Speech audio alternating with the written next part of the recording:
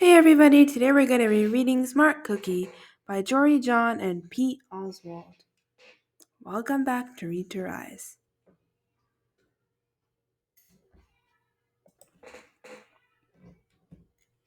Greetings, I'm a cookie. I live in a bakery on a street corner near a river. Welcome to our little community. It's a warm and supportive place to spend some time. Pretty fantastic, eh? These days, life is sweet, but my journey wasn't always a cakewalk. When I was younger, I couldn't have imagined fitting in here. For a long time, I didn't feel comfortable speaking up or sharing my ideas. I didn't feel like a smart cookie. I wanted to be a cookie who knew all the answers, a cookie who felt confident in a group, a cookie who said, aha, when solving a puzzle. Like this. Aha!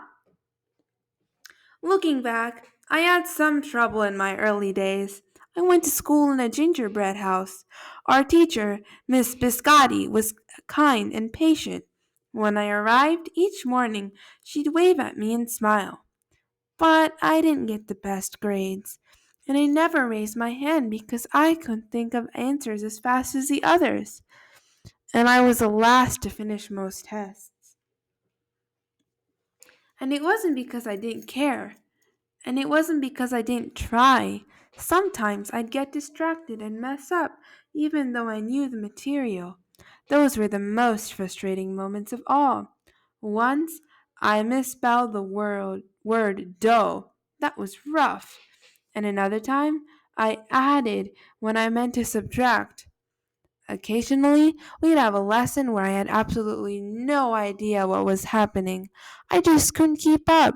I imagined that my desk was a raft and that I was completely lost at sea because that's what it felt like.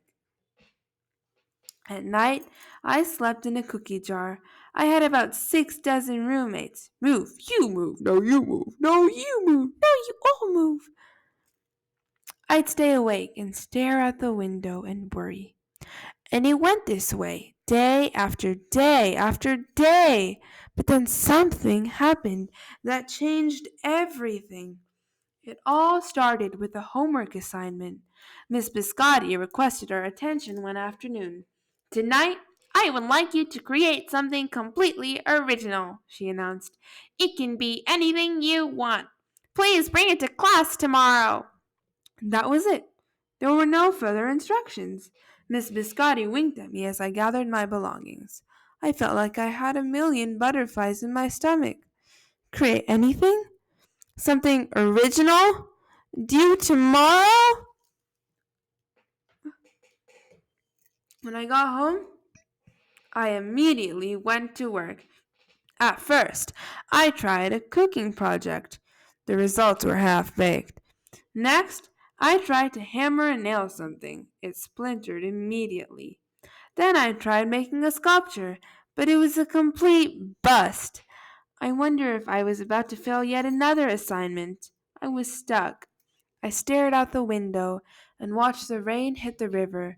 There was something mesmerizing about the water, how it moved in such a chaotic way, swirling around and around, yet ultimately figuring out exactly where it needed to go.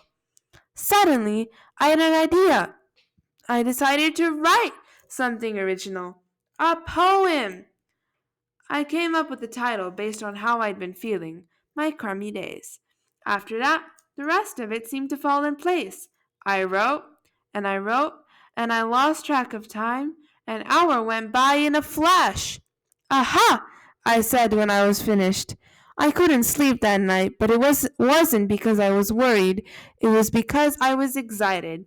I felt like I had really accomplished something. I felt smart. The following day, Miss Biscotti asked for volunteers to share what we'd created. One kid showed off his original frosting art. Another kid revealed her sprinkle distribution machine. It was neat seeing how everyone is so good at such different things. Finally, Miss Biscotti turned to me. Would you like to share anything? She asked. I gulped. I thought I'd probably crumble under the pressure. I made my way to the front of the classroom. I noticed my hands were shaking. My mouth went dry. Um, um, my poem is called My Crumbly Days, I said, my voice cracking, and then I read it aloud. As I spoke, I noticed some kids nodding at certain lines. Other kids laughed at parts that were supposed to be funny. As I built towards the finale, I felt myself becoming more confident and animated, and in the end, everybody clapped and cheered. I promise you this, I'll never, ever forget it. Miss Biscotti was beaming. No one but you could have written that poem, she said. It was completely original. Aha! I had done it! I'd created something and shared it with the world. Well, my world at least. The rest of the day was a blur. By recess, I was already planning my next poem. I would call it My Sweet Morning. Aha! I thought when I came up with the title. Later that afternoon, Miss Biscotti handed me a note. It said that I should keep on writing no matter what. That meant so much to me. School was a bit different after that. I wasn't so scared to raise my hand or ask a question, or share my work.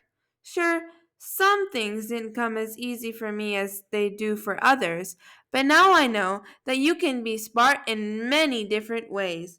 You don't have to have the answers to every question or suddenly be great at everything all at once.